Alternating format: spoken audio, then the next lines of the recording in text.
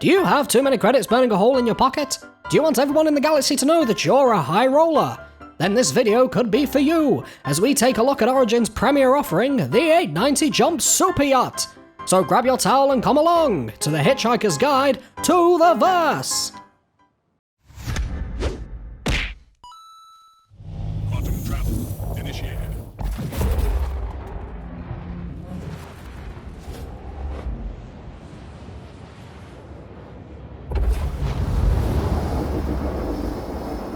To start, a disclaimer.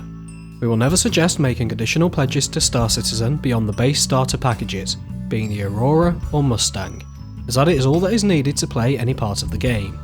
For this reason, whether we recommend a vehicle or not is based on grinding to buy in-game only.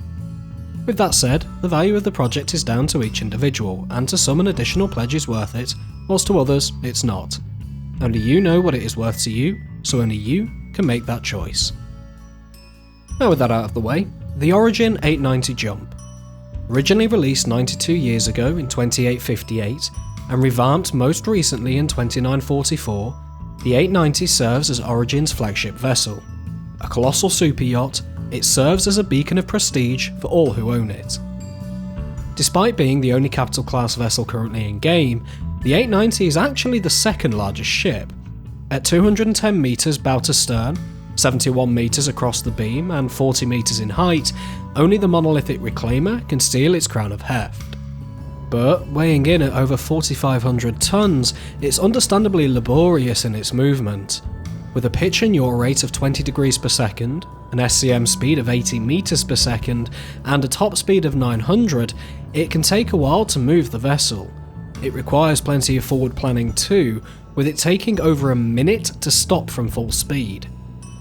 As for its atmospheric capabilities, it can land planet side, but it is questionable as to whether that's a good idea, as braking atmo can be time consuming, and due to its low speed, it's highly vulnerable whilst doing so. There's a reason that the 890 has a shuttle bay. Talking of the shuttle bay, this is one of the big benefits of the 890. Being a good size in all dimensions, it's more than capable of housing most smaller ships. From multiple snubcraft, the light fighter of your choice, or even a prospector, the 890 makes for a good pocket carrier. And if you don't want to land a vessel in the hangar, then it doubles as a basketball court. Moving along the port side toward the stern, and we'll find one of the most useful items a ship can carry, a med bay, allowing you to set your respawn point at the ship. Further along, and we find a series of weapons lockers, and the large cargo and rover bay, which can hold 484 SCU of cargo, or a large ground vehicle. The Anvil Ballista, which is the largest ground vehicle currently, will fit, although it is a tight squeeze. We should also make note here that the reported cargo capacity is different depending on your source. We took our figure from within the game's files, and it matches that found on StarCitizen.tools, which is 484 SCU. At this time, however, due to an issue with split cargo grids, the 890 can only carry 32 SCU of cargo. Moving down the starboard side back towards the bow, we find the battle bridge, which gives access to the remote turrets and is situated opposite the 8 life pods on this deck. Further forward we reach the galley, large enough to serve a full vessel. Next we have the crew area, where 7 separate beds are available, as well as 3 bathrooms. And finally on this deck, next to the hangar, is the EVA suit lockers. Moving up onto deck 1, we find the elevator and docking ports at the stern, which provides the primary access to the ship. Moving into the central atrium, on either side there is a guest suite, each equipped with a bed, ensuite bathroom, as well as desks and seating. On the far side of the atrium there is a standard sized life raft on each side, each capable of holding 8 people. Moving forward on the port side we find the jacuzzi, and to the starboard, 2 saunas. Finally, at the front of this deck, we find the swimming pool. Taking the atrium stairs up to deck 2, and we find 2 more guest suites, each identical to those on deck 1. Ahead we find 4 public bathrooms and the entrance to the large bar area. Bartender AI is not included. Past the bar, we find the dining area, which also doubles as a boardroom for those important org meetings. Finally, on the third deck, To the rear we find the Master Suite, outfitted with its own kitchen diner, large bedroom, ensuite and meeting room. To the fore of the vessel, on deck 3, we find a spacious bridge. Talking of bridge, let's go back to the battle bridge for a moment. As I mentioned, it is here that you gain access to the remote turrets. There are 4 which host MFD-482 missile mounts, each holding 8 size 2 missiles, and these are controlled in tandem. The other 2 each hold 2 size 3 hardpoints and again are controlled in tandem. Continuing on the theme of firepower, there are also 2 manned turrets available, each hosting a pair of 4 size mounts.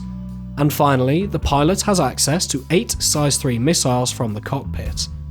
This is a decent amount of firepower, however due to their placement and the height of the ship, the flanks can become blind spots. On the defensive side, there are few places safer than an 890. With a health pool of 153,000 and its twin shield generators of capital class providing over 1.5 million health, the 890 is able to comfortably shrug off a full payload from a retaliator. On paper, the 890 sounds great, with everything you could need, so off to new deal, right? Hold fire. There are 3 issues.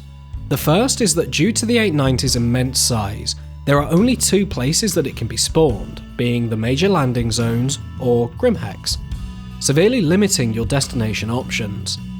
The second is the cost. At 32 million credits, the 890 is easily the most expensive ship in the game, and that's before you account for the running costs. With a full refuel and rearm, a visit to a rest stop could see you handing over upwards of 200,000 credits. This is a money sink, not a money maker. The third issue goes by the name of Carrack.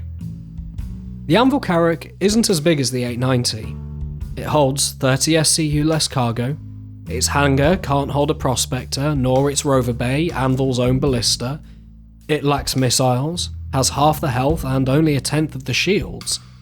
But the Carrack at 26.5 million credits is a lot cheaper to buy, and with half the fuel requirements is cheap enough to run that it is also profitable as a cargo runner. The Carrack presents additional benefits too, with a higher quality med bay, a separate rover and cargo bay, a drone bay, repair shop, cartography deck and long-range scanning capabilities. Additionally, with its 4 twin-size 4 manned turrets spread in a cross around the ship's perimeter, the Carrack's only blind spot is right inside its engine plume. The 890, it's all form, but the Carrack is all function. So is there a place for the 890 jump? If you have the credits to burn and want everyone to know, then sure. But that's the only real place that we can see for it. The benefits presented by the much cheaper Carrack far outweigh the prestige that comes with an 890 for us, but each to their own. And that's all on that. Let us know your thoughts on the 890 jump down below. We'll be checking out as many ships as we can in the showdown over the next 2 weeks, but which ones are you most excited for? And with that, we'll thank you all for watching, and we'll catch you all next time.